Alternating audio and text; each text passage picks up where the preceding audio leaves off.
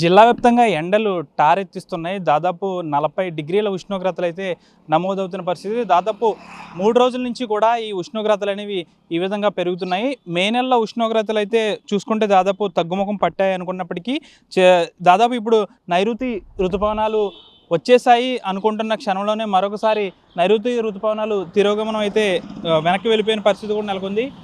ఈ జూన్ 20వ తేదీ వరకు కూడా ఎండలు ఈ విధంగా ఉంటాయంటూ కూడా వాతావరణ శాఖ అయితే ఇప్పటికే హెచ్చరించింది. దాదాపు జూన్ 1వ తేదీ నుంచి ఈ విధంగా ఎండలైతే దంచి కొడుతున్నాయి. దాదాపు పగటి ఉష్ణోగ్రతలు అయితే 40 డిగ్రీల ఉష్ణోగ్రత అయితే పెరుగుతుంది. అంతేకాకుండా వడదెబ్బ దాటికి ఇప్పటికే పశ్చిమ గోదావరి జిల్లాలో 2 నుంచి ముగ్గురు ఇప్పటివరకు మృత్యువాత పడిన పరిస్థితి కూడా నెలకొంది. అంతేకాకుండా ఉదయం నుంచి కూడా వేడిగాలు అయితే ఎక్కువ అవుతున్న పరిస్థితి నెలకొంది.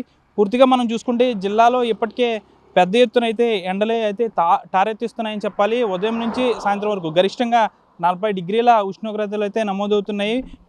అయితే వృద్ధులు మరియు గర్భిణీ స్త్రీలు వడదెబ్బ ప్రభావానికి లోను కాకుండా తగిన జాగ్రత్తలు తీసుకోవాలంటూ కూడా వాతావరణ శాఖ అధికారులు అయితే ఇప్పటికే పలు సూచనలు అయితే జారీ చేస్తున్న పరిస్థితి నెలకొంది.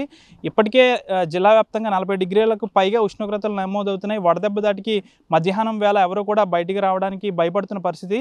ప్రధానంగా జిల్లాలో ప్రధాన రహదారులు కూడా నిర్మానుష్యంగా మారిపోతున్న పరిస్థితి కూడా నెలకొంది. మధ్యాహ్నం అయితే చాలు ఇటు రహదారులన్నీ కూడా నిర్మానుష్యంగా మారుతున్నాయి. సాయంత్రం వేళకు అత్యవసర ప్రయాణాలు మినహా మిగిలిన ప్రయాణికులందరూ కూడా ఇప్పుడు ప్రయాణాలు చేస్తున్నారు. మిగిలిన వారైతే సాయంత్రానికి తమ ప్రయాణాలను అయితే వాయిదా వేసుకుంటున్న పరిస్థితి కూడా నెలకొంది. ఏదైనప్పటికీ కూడా జూన్ 20 వరకు కూడా కాస్త పరిస్థితి ఇదే విధంగా ఉంటుంది కాబట్టి ఈ వడదెబ్బ దాటికి గురి కాకుండా పలు జాగ్రత్తలు తీసుకోవాలంటూ కూడా వైద్యులు అయితే సూచిస్తున్నారు. వీడి జనశేఖర్తో మనోజ్, ఆర్టీవీ, పశ్చిమ గోదావరి జిల్లా భీమవరం నుంచి. ఇండియా పాకిస్తాన్ తాజా అప్డేట్స్ కోసం డౌన్లోడ్ చేసుకోండి ఆర్టీవీ లైవ్ యాప్.